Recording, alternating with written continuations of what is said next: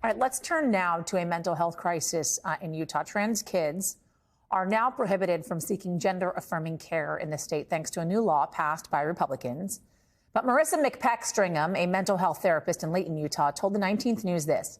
6 of her clients, all transgender teenagers, said they were experiencing suicidal ideation caused by the state moving forward with that ban on gender-affirming care. And she didn't stop there, adding this.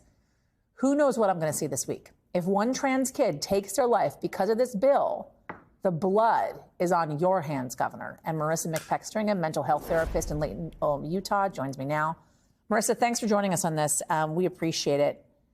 Tell us about this week. Yasmin. This week has been really intense, if I could describe it. Not just trans teenagers are being affected by this bill. I have a lot of trans clients who are adults who are feeling like they are also under attack. Because what's next? Last year, we had a bill that banned trans teenagers from playing high school sports. This year, we have one that says they can't seek any hormone treatment or hormone blockers. So are they going to come after adults next and their rights? I know that civil rights groups are gearing up for some pretty major legal challenges to all of this. But in the interim, as you're speaking with your clients, these trans teens, these members of the LGBTQ plus community who are scared, scared for their very lives, what is the solution right now?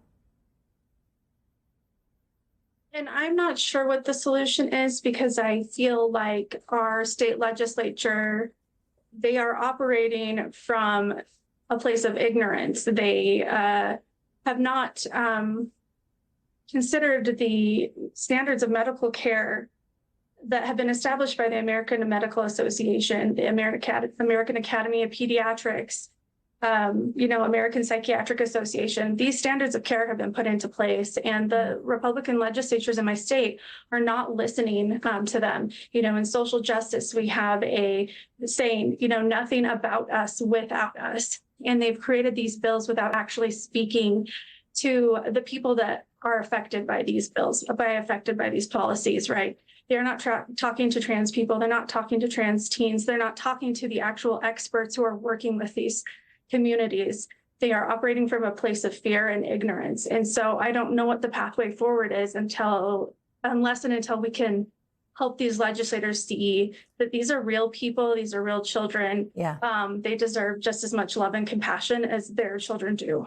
I know that you have clients, as you mentioned, that are not just trans clients. They are members of the LGBTQ plus community who have talked specifically about wanting to move out of the state of Utah because of what is happening there. And it's not just happening in Utah, it's happening in states across the country right now. Is this something that you are now suggesting or talking to with your clients about considering what is happening in states like Utah and possibly being accepted elsewhere more so? If it comes up organically, right? If I'm talking to a 12-year-old trans child, they don't have a lot of options. They're stuck to where they're at. If I'm talking to seniors, I do have a few trans clients that are juniors and seniors, and where are they preparing for college and where are safe places they can go? And when it comes to trans issues, I mean, are there really any truly safe places? Even in the most liberal cities, I've heard of trans aggression and trans violence and against the trans community. So, if moving keeps them safe, safety is my number one priority for my clients.